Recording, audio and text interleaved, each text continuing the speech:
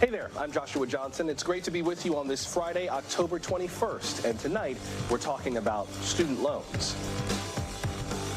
Our student loan plan lowers costs for Americans as they recover from the pandemic to give everybody a little more breathing room.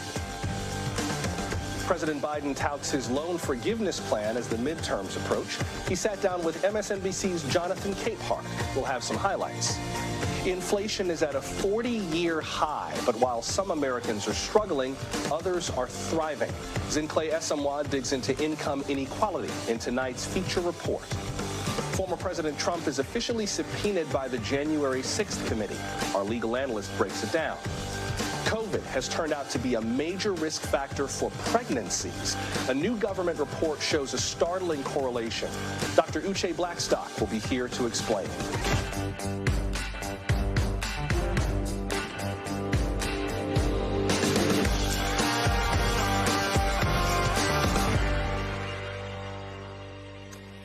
Friday night, and we are less than 3 weeks from the midterms. The biggest concern for many Americans, including perhaps you, seems to be the economy. No question some voters hold President Biden and the Democrats responsible for that, even if it's governed at least partly by some forces out of their control. Check out a recent CNBC poll. It finds that about half of voters say they believe the economy is in poor condition. Only 16% say it's excellent or good. Mr. Biden says he sees things differently. He's predicting a last-minute shift in how folks view the economy, starting today with a historic drop in the federal deficit. The president cites this as a way to bring down rising costs. Today, my administration announced that this year, the deficit fell by $1.4 trillion, the largest one-year drop in American history, $1.4 trillion decline in the deficit. Let me repeat that. The largest ever decline in the federal deficit. Let me be clear. This record deficit reduction includes the cost of my student loan plan and everything else we're paying for. So in short, President Biden says his economic policies are working, including something he just mentioned there, his student loan forgiveness plan. The president touted that plan today at an HBCU, Delaware State University. And in total, more than 40 million Americans stand to benefit from this relief. For borrowers out of school, nearly 90% of the relief are going to go to people making under $75,000 a year. Let me be clear, not a dime will go to the top 5% of incomes, period. It goes to people who really need it. In a sit-down interview with MSNBC's Jonathan Capehart, the president continued to stress that he believes concerns over the economy will ease and voters will back Democrats in the next few weeks. I think this is a process of people making sure that what we say we're doing really is going to happen. And so that's why these last several weeks, all I'm doing is saying, here's what we're for, here's what they're for, and make a choice and vote. And I think people are going to show up and vote like they did last time. Joining us now is NBC News contributor Jonathan Alter to start us off tonight. John, what do you think about the press that the president is making ahead of the midterms, particularly on his economic policies to try to help Democrats keep control of Congress? Well, I think it's a mixed bag, Joshua. So the Inflation Reduction Act sounded good, but it hasn't reduced inflation. So that's why right now the Democrats are facing some new challenges in these latest polls. But I think this student loan forgiveness, it could be a major factor that the pundits have not really considered. And the reason I'm feeling that way is that 22 million Americans in just the last few days went online to find out what their eligibility would be for the student loan forgiveness. That is more than 1/5 of the electorate expected to vote, in the midterms, and it's actually about half as many votes as the Democrats would need. Now, I'm not saying all the people who applied for loan forgiveness are Democrats, but it is something tangible that President Biden can say that he delivered on that really relates to people's pocketbooks. I want to play more of Jonathan Capehart's interview with the president, but first I wonder how you see the balance of what Democrats are campaigning on compared to what Republicans are campaigning on in the midterms. The demise of Roe v. Wade has been a very hot topic in Democratic political circles, understandably. But we know the economy, at least polling shows the economy is top of mind for most Americans, at least they say it is. How do you see the balance in terms of what Democrats and Republicans are talking about on the campaign trails? Well, Republicans are talking about inflation, crime, and immigration, and Democrats are talking about democracy and abortion rights, reproductive rights, now student loans, and some of the things that President Biden has delivered on, including big infrastructure investments that are creating a lot of jobs and low unemployment. The challenge for Democrats is that their numbers are just bad on the economy, but they can't ignore the economy. Biden, I think, just has to explain that, as we learned in congressional testimony this week, about half of the inflation rate is a function of profiteering and price gouging by American corporations. And politics is a contact sport, and the president today kind of went after what he considered to be Republican hypocrites who are having their own PPP loans forgiven or their own student loans forgiven and are against his student loan program. We'll see whether he steps it up on who is at least partially responsible for this inflation, which, by the way, is a problem all over the world. You mentioned the Democrats are talking about the future of democracy on the campaign trail. I think Democrats and Republicans are talking about that in their own ways, kind of through their own lenses, although quite a few GOP candidates continue to foment the hoax about the 2020 election. But Jonathan Capehart asked the president about that tonight in the interview. Here is part of how that part of the conversation went. Watch. Mr. President, I'll be honest. I'm scared. Millions of Americans are scared. They're concerned about the concerted attacks on democracy, on voting, and how that's going to impact the midterm elections. So why shouldn't we be scared? Well, I think we should be concerned. We've reached a point where there has been such a division that you have what I call the mega MAGA Republicans who are think that it's all right to threaten violence, think that's not inappropriate, talk about how they are concerned about security, but yet you saw what happened on January 6th. The whole world saw it. As long as we take seriously the threat, I don't think the threat can come to fruition. How do you see the messaging on that affecting voters? I'm not convinced that it will move people's votes per se, although Jonathan's concerns, we know from recent polling that a number of Democratic voters and Republican voters say they have concerns for the future of democracy. But how much do you think that particular issue moves the needle politically? It's not clear how much it moves the needle with the average voter, but what it definitely changes and affects is turnout, because Democrats are very, very concerned about this. And if they use call tools to get out the vote calls, even in states they don't live in, or knock on doors, if they basically stop wringing their hands and start ringing doorbells, then the Democrats are kind of still in this in many different areas. And so Democrats are very motivated by this democracy issue, even if the larger pool of voters less so. And that can affect turnout.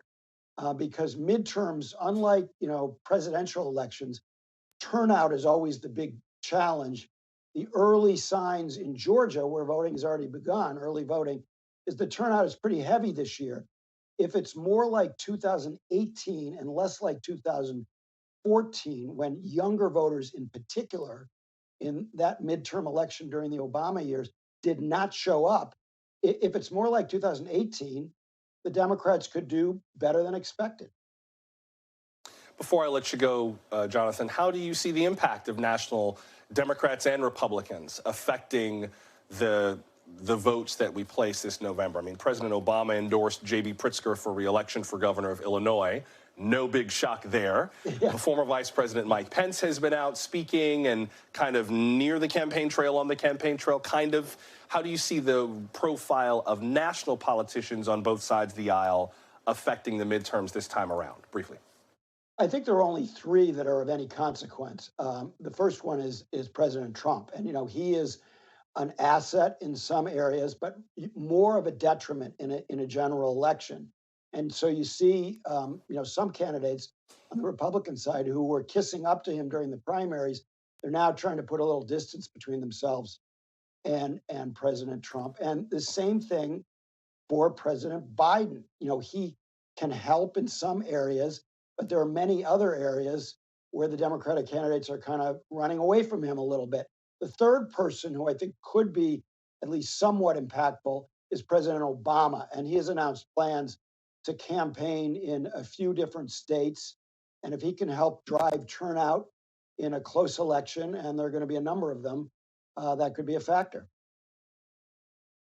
All right. Thank you, Jonathan. That's NBC News contributor Jonathan Alter starting us off tonight. Well, as you just heard, President Biden has been very vocal about helping the middle class.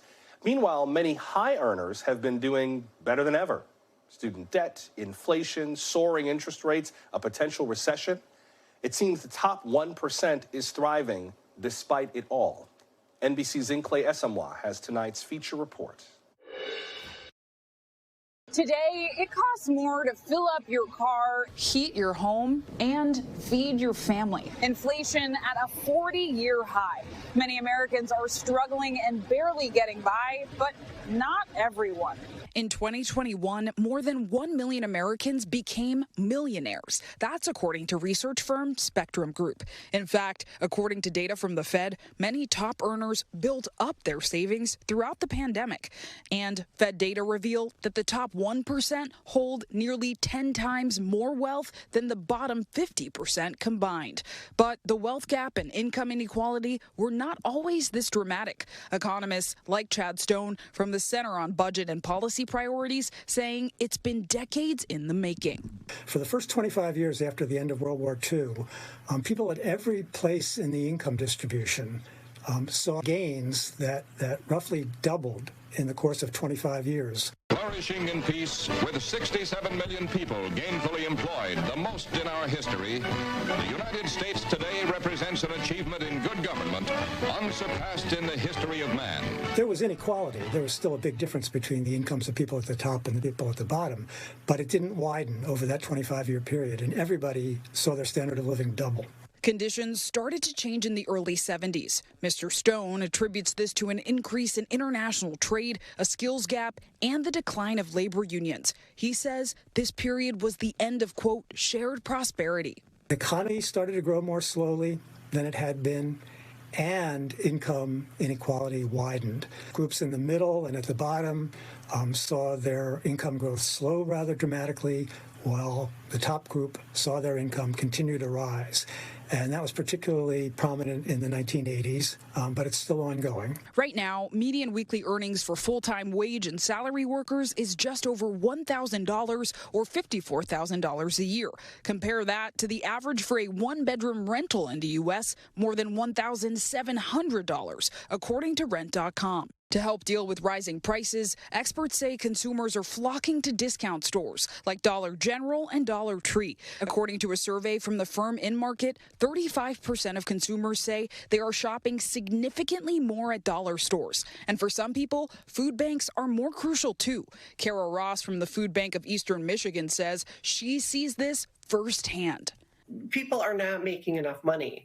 They're working the 2 or 3 part-time jobs. They may not have full benefits or health care to provide for their families, and they still haven't recovered from the effects of the pandemic. This sentiment echoed by Kim Rierick from the Community Food Connection near San Diego. We see a variety of people that come through. I mean, it's a lot of families that are struggling, trying to, make ends meet. And so if we can help them with their food, then that allows them to have more money to pay their rent, their mortgage, utilities, and so on. Meanwhile, for the wealthy, spending and travel is increasing. Luxury Institute CEO Milton Pedraza saying high-end luxury brands are seeing newfound success. A lot of retailers, a lot of luxury brands had a really good or great first half. If they were a top-tier brand like Chanel, Hermes, Gucci, Louis Vuitton, they had phenomenal first halves. Automobiles have been very hot, and I would say, sizzling hot. And even at the high end, the hypercars that are $2-3 million Bugattis and others have been on fire. And while inflation is touching everyone, lower-income Americans are facing the brunt of it. According to a Gallup survey, 40% of upper-income households say price increases are causing financial hardship. Compare that to 74% of low-income households. When it comes to closing the gap, many Americans are on board for change. Polling from Pew Research revealing 66% of Americans who believe there is too much economic inequality think the federal government should step in to help. But that assistance may take time, and in the short term, many Americans are left waiting. That's NBC's Zincle Esamwa reporting. Still to come, there is one witness that the January 6th committee has not interviewed yet, former President Trump. But that may not be the case for much longer. And a former Trump advisor faces prison time for ignoring a similar subpoena. We're glad you're with us on this Friday for Now Tonight from NBC News. Former President Trump is now officially under orders to address the January 6th House Committee. It sent him a subpoena today demanding documents and testimony on his actions surrounding the insurrection. The documents are due by November 4th. Testimony could come around November 14th after the midterms, and that interview could take a few days to complete. The committee has accused Mr. Trump of a number of things, among them trying to corrupt the Department of Justice, maliciously spreading baseless claims of fraud about the 2020 election, and refusing to tell the rioters on January 6th to disperse. Now, it remains to be seen if the former president will comply with the subpoena. But the consequences of ignoring it can be severe, as we saw today. Donald Trump's longtime advisor, Steve Bannon, was sentenced to 4 months in prison. This summer, he was found guilty of contempt of Congress for disobeying a subpoena from the January 6th committee. Mr. Bannon will remain free pending his appeal. Today was my judgment day by the judge. And he stayed for the appeal. And we'll have a very vigorous appeals process. I've got a great legal team, and there'll be multiple areas of appeal. NBC News legal analyst Danny Savalos joins me now. And Danny, let's start with the subpoena for the former president. We already knew that this was coming. It was the last order of business at the last January 6th House Committee hearing. Tell us what the subpoena does and perhaps what it doesn't do. Anyone who's been following the January 6th committee knows what subpoenas do, and they compel someone's attendance and make them bring documents. Now, the key is, will Trump actually appear? The committee has issued this subpoena very late in the process, and they may just simply run out of time at this point. So does that make this symbolic, or does this still have the same kind of force of law that it would have for Steve Bannon? I'm just kind of, since you mentioned timing, that's part of the impact. Also, the fact that we're talking about a former president being subpoenaed, that's not unprecedented, but what about the impact of that subpoena at that point? Is this kind of moot? Yeah, I think the reality is Trump is unlikely to ever appear and actually sit for a deposition or produce documents. He'll fight it, and he'll be able to fight it and run out the clock in all likelihood. Let's pretend perhaps, that it is possible that we could get some of that information. The committee, according to the subpoena, says it wants to ask him about his conversations with an array of people: Michael Flynn, Roger Stone, John Eastman, Jeffrey Clark. All of them invoked their Fifth Amendment rights during their conversations with the committee. What's the committee looking for there?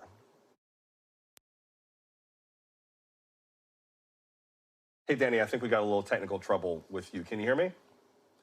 Let me give Danny just a minute. We'll try to dial him back in just a second. But again, we're talking about the subpoena from the January 6th House Committee and the prospect that it may not survive. There's been a lot of talk on the campaign trail about what would happen depending on the outcome of the midterm elections, particularly if Republicans take control of the U.S. House. Remember, the initial push was to create a completely independent commission that would operate kind of like the 9/11 Commission, separately from the political process. That did not prevail in Congress, and so this House Select Committee was kind of the next best thing, bipartisan by having two Republican members, Adam Kinzinger and Liz Cheney, who turned out to be the vice chair.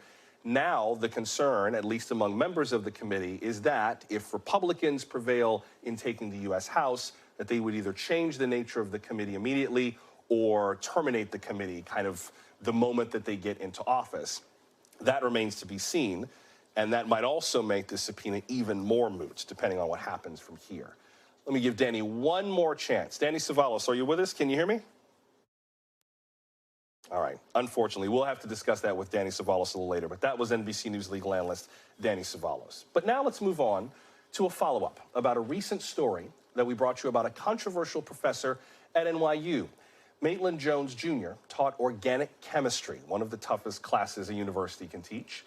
This fall, NYU fired him after complaints about the quality of his class. But now, Professor Jones is telling his side of the story with an op-ed in the Boston Globe. He says that last spring, students petitioned NYU deans complaining about his procedures and their grades in his class. In August, the university declined to renew his contract. He writes in the op-ed that he was unjustly treated. Quote, "What is overwhelmingly important is the chilling effect of such intervention by administrators on teaching overall, and especially on untenured professors. Can a young assistant professor, almost all of whom are not protected by tenure, teach demanding material? Dare they give real grades?" Unquote. Professor Jones argues that the overall work ethic of students has been declining for years. COVID apparently made things much worse. In a statement, NYU took issue with that framing. Its statement reads in part, quote, "What this is about is the quality of teaching. He was hired on a one-year contract to teach organic chemistry and wasn't successful. It's not about the material being hard or the students not being up to the task. NYU has lots of hard courses and lots of tough graders among the faculty. They don't end up with outcomes that raise questions about the quality and effectiveness of the teaching as this class did," unquote. Well, one viewer told us she was one of the professor's former students. Judith emailed, "I was taught organic chemistry by Professor Jones at Princeton in the late 70s. It was my favorite course and the hardest course I've ever taken. He was passionate, dedicated, brilliant, and fair. Shame on NYU and the students who complained about an amazing professor because he would not change his teaching style. His teaching style was classic and appropriate, but forced the student to think outside the box and get to a solution using the rules of organic chemistry. It is not his style that is a problem. It is the expectation that every student will be able to keep up." Judith, thanks for sharing your story with us. We welcome more of your stories and thoughts on this, especially if you're part of the NYU community or if you studied under Professor Jones. We're at NBC Now Tonight on social media. You can leave us a voicemail at 888-575-2NBC or email us nowtonight@nbcnews.com. Before we continue, some breaking news this hour on our top story tonight. We were just talking about student loan forgiveness. Well, we just learned minutes ago that a federal appeals court has temporarily blocked President Biden's debt relief program. The Eighth Circuit Court of Appeals granted the request by officials from Republican-led states. A previous lawsuit against President Biden's program was dismissed by a lower court yesterday. But this one-page ruling, the one tonight, prohibits any student loan debt from being discharged until the court rules on the appeal. The court says that the Biden administration has until Monday to respond to tonight's ruling. Just a few days ago, the administration started taking applications to cancel as much as $20,000 in loans for borrowers. We'll get to some of today's other top stories in just a moment, including the politicians who are vying to be the UK's next prime minister, a warning from Ukraine's president about critical infrastructure, and the Chinese president's push to stay in power for a third term.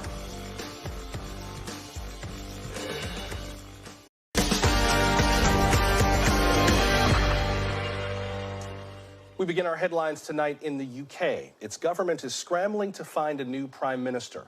Liz Truss is stepping down after just 44 days in office. The UK is looking to establish leadership fast, with an economic recession on the horizon. Conservative Party politician Graham Brady says a new prime minister will be chosen by next Friday. Potential candidates have until 2 p.m. London time on Monday to get at least 100 Conservative members of Parliament to nominate them. That's a stiff task, considering there are 357 MPs in the Conservative Party.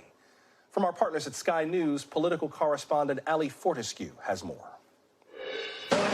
Morning, Mr. Sunak. Think you'll be Prime Minister next week? As they race to get enough MPs behind them, the hopefuls in with another chance at the top job. Penny Mordaunt, who came third last time, is the first to officially declare she wants to be Prime Minister.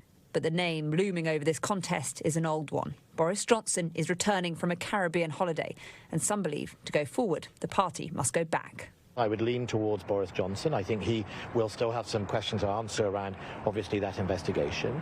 But I know when I was Secretary of Defence, he invested in defence, he supported me, he supported the actions this country has taken to keep us safe.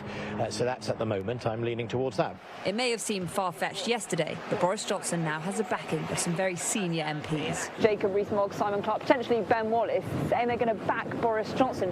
Could this actually happen? Could he reach the threshold? I never thought I'd say it, but it's possible, and it's partly possible because we're all talking about it, and that's what Boris loves, and that's how he gains momentum. He never really had more than about sort of 60, 65 core loyal supporters. So the calculation now will be, can they generate enough momentum, firstly to get him past 100, but more importantly to get him to second place.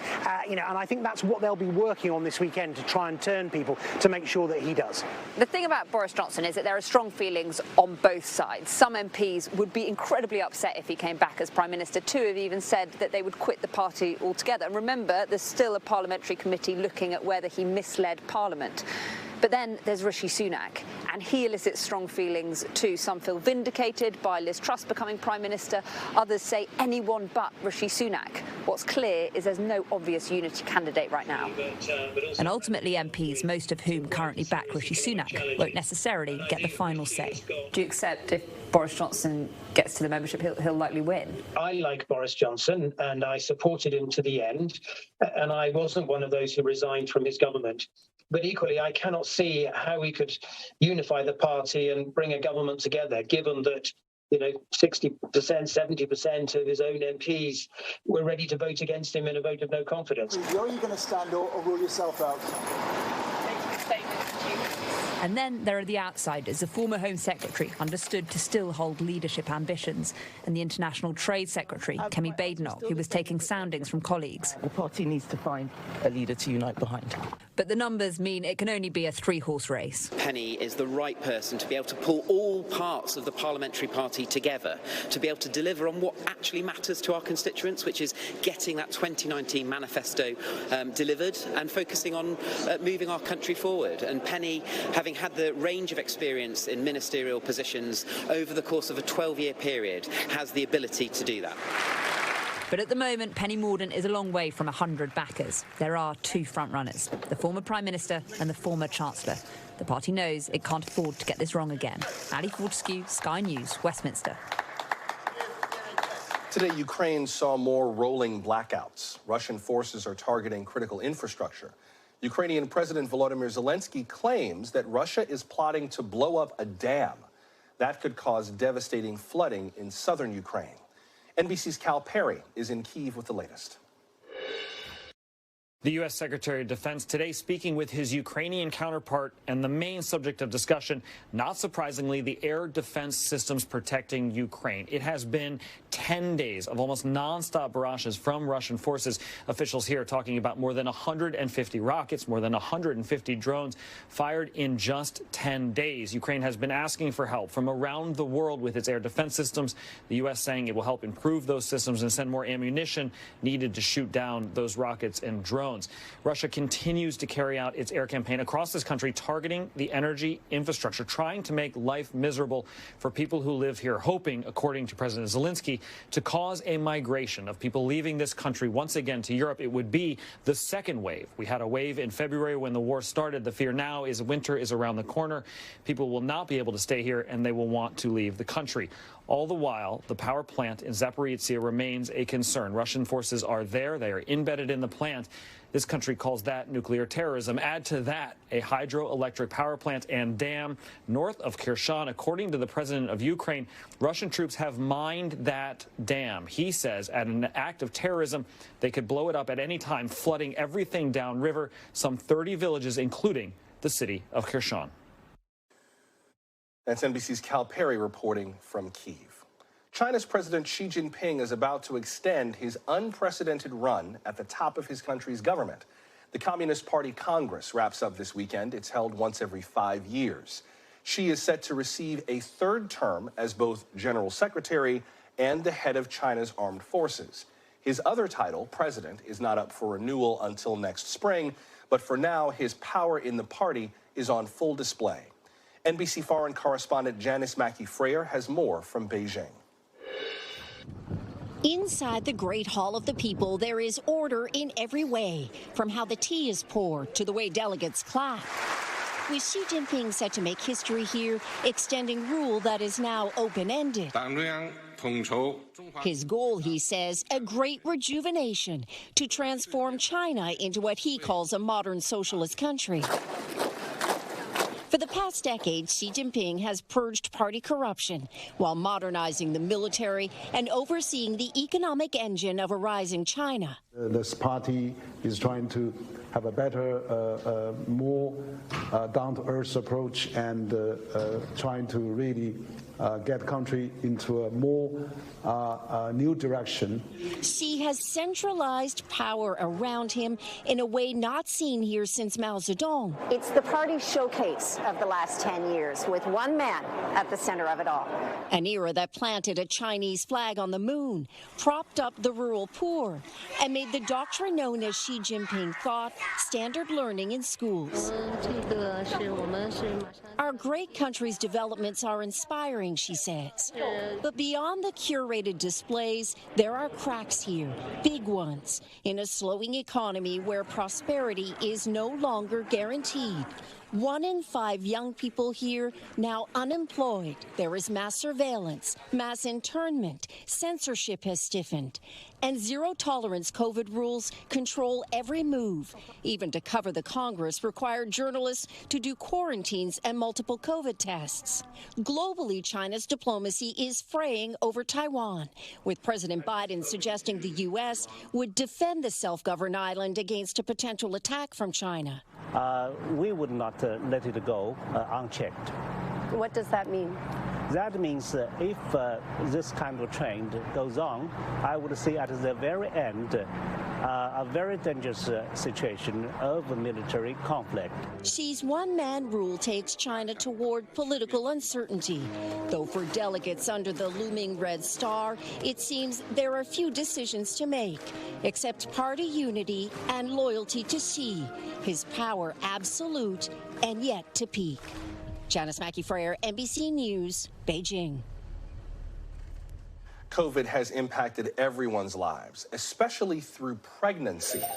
We'll have more on the unsettling rise in maternal mortality just ahead. Stay close.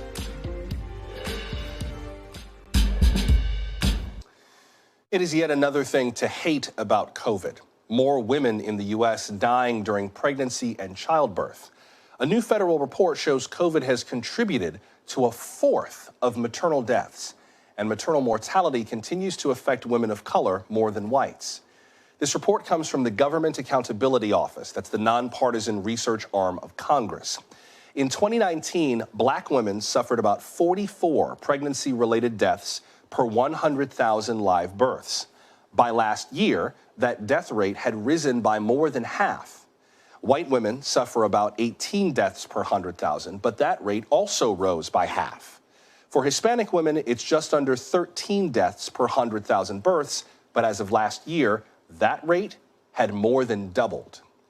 COVID is a global problem, but maternal mortality is uniquely bad in the United States. According to the Wilson Center, these deaths are down about 43% worldwide since the 90s. The U.S. is the only developed nation where rates have gone up. CDC figures from 2020 show a national mortality rate of nearly 24 deaths per 100,000 births. France and Canada, they're just under 9 deaths. Germany, about 3. So why is COVID having this impact on pregnant women? And how can the U.S. keep more mothers alive? Joining us now is NBC News medical contributor Dr. Uche Blackstock. Dr. Blackstock, before we get into the impact of COVID specifically on pregnancy, let's talk more maternal mortality more broadly. Why are the rates so much higher in the U.S. than in other comparable countries around the world? Joshua, thank you so much for having me. I think what is obvious and what makes the United States an outlier compared to other high-income countries is that we don't have a social safety net. When we look at the data that, for example, the Commonwealth Fund recently did a study, we don't have the degree of postpartum care that most other high-income countries have. About half of maternal deaths occur in the postpartum period. Here in the United States, if you are postpartum, you have 1 visit over a 6-week period. Whereas in other countries, other high-income countries, you can actually have 6 visits, and many of those are home visits. So there is someone actually checking on both your mental and physical well-being. There are also other issues. The fact that we don't have a midwife model of delivery. We essentially center care around obstetrics gynecologists, who are physicians, and they're more likely to have to intervene surgically and perform C-sections. Those have a higher risk of mortality and poor outcome. And as we'll probably talk about, both socioeconomic inequality and racism are also risk factors that are driving up this high maternal mortality rate. Well, let's get into that now. Talk about the impact of those socioeconomic factors. I'm sure the U.S. is not the only country that deals with various forms of racism and socioeconomic issues, although, we know from this report and others that racism has been acknowledged in federal research as a factor that bears on health outcomes in the U.S. So that, at least from a research perspective, is kind of an accepted factor there. But how do you see the impact of that? No, exactly. And so actually we saw even in that graph that you showed early on, the fact is that Black birthing people, their mortality rates around pregnancy are one of the key driving factors that make the U.S. maternal mortality rate so high. And it's for several different reasons, multifactorial, so related to both interpersonal and systemic racism. So we know that there is provider bias. There are studies showing that when Black birthing people seek care and have specific concerns and complaints, they're often minimized and ignored. So remember, these are all preventable deaths. And we also know that, what we call the social determinants of health, education, housing, employment, those are all linked to people's well-being. And when those are compromised or there's decreased access to quality healthcare or quality education, employment, that actually has impact on your ability to carry a healthy pregnancy and to deliver in a healthy way. And then finally, we need, culturally responsive care. And the fact is that we have a workforce, maternity workforce that does not represent necessarily the population that it cares for. Before I have to let you go, what is it about COVID specifically that has made maternal mortality so much worse? Yeah, and so I think this is an important message to get out there. If you are pregnant, you are at risk. You are considered high risk. COVID has been shown to cause more severe disease in pregnant people. You're more likely to be hospitalized, more likely to die, more likely to be placed in an ICU, intensive care setting, and to be placed on a ventilator, to have a breathing tube assist you. And so that's why it's incredibly important that people who are thinking about becoming pregnant or who are pregnant become vaccinated. The people around them are making sure to mask in order to decrease transmission, because we're seeing that this particular group is more high risk. And the reason why we're seeing more women of color being infected with COVID is because they're more likely to be in higher risk settings, more likely to have jobs as essential and service workers, so have increased exposure, and more likely to live in overcrowded housing, again, increased exposure to COVID. So those factors need to be mitigated if we want to give these pregnant people a chance to live. NBC News medical contributor Dr. Uche Blackstock. Doctor, I appreciate you making time for us tonight. Thank you very much. Thank you so much. More Americans are turning to experimental ways to quit smoking. Some are using psychedelics, like magic mushrooms, and they're doing it under medical supervision. Here's NBC News medical fellow Dr. Akshay Sayal. I first started smoking when I was about 16. Anytime I was sad or anxious or upset, it was kind of the first thing that I went to was to grab a cigarette and smoke. Anne Levine thought she'd always be a smoker, smoking nearly a pack a day for almost 40 years. When everybody was out front playing or out back playing, I'd go out front and smoke, and I used to hide my ashtrays. Right under here? Yeah, right under here. Anne says she repeatedly tried quitting, but that nothing she did ever kicked her cravings. Every time I've quit before, I've always craved a cigarette. I've always physically, not just emotionally, but physically needed a cigarette. Her family, concerned for her health, often taking matters into their own hands. Kids would hide the cigarettes, they'd crush the cigarettes, so they were advocates of They were quitting. huge advocates. Yeah. They wanted nothing for me to do with smoking and voiced it every day. Eager to find a solution, Anne turned to a clinical trial studying psilocybin, the psychedelic compound in what's commonly known as magic mushrooms. You're a brave woman here. You have a drug that could possibly change your brain pathways, and you're like, sign me up. Sign me up. Yeah, sign me up. I don't know. I've always been a bit of a rebel, so that could be some of it. Well, too. I think it shows just how badly you also wanted to quit smoking. Oh, definitely. Researchers at Johns Hopkins University are studying how psilocybin and talk therapy can help smokers quit, long term. The study Anne was part of is still ongoing, but an earlier study of just 15 smokers found 67% had quit 1 year after taking psilocybin. For context, in 2018, only 8% of adult smokers who tried quitting were successful 6 to 12 months later. Do you have an idea of how this might work? That's really the million-dollar question, and it's really hard to answer because in the current study, there's just one psilocybin session, and yet we're picking up on high success rates. But we do know some things psychologically. We do know that people have a shift in their personality on average towards being more open to new experiences. You're more willing, more capable of change. These early findings recently helping the researchers receive the first federal grant in 50 years to study psilocybin's therapeutic effects in a gold standard clinical trial. There are 4 session rooms here where patients actually undergo the psychedelic experience and the therapy portion of their trial. Now, over here in this room is actually where Anne had her experience. Each session unique. It can be frightening, but that's why we would spend at least a month getting ready to do it with people that they are able to, be honest and open with. Anne described hers as terrifying. I felt like Pandora's box was opened, and like all of the nasty, yucky, sad, angry feelings that I'd ever had kind of just came flying out. She says after the session, her cravings gone. Is there a part of you that's like, this is a little nuts? It's crazy. Yeah. I mean, it's still stunning that that this one session was able to break a habit that was literally a 40-year habit for me. That was NBC's Dr. Akshay Sayal reporting. You can leave us a brief but brilliant voicemail, 888-575-2NBC. That's 888-575-2622. Or you can email us now tonight at NBCnews.com. One more note on our breaking story this evening. We mentioned that a federal court has stayed part of the president's plan for student loan relief. A statement from the White House says that it does not prevent borrowers from applying for relief at studentaid.gov, nor does it prevent them from reviewing the applications and preparing them. We'll keep an eye on that story, but for now, go start your weekend. Until we meet again, I'm Joshua Johnson. See you Monday. Good night. Thanks for watching our YouTube channel. Follow today's top stories and breaking news by downloading the NBC News app.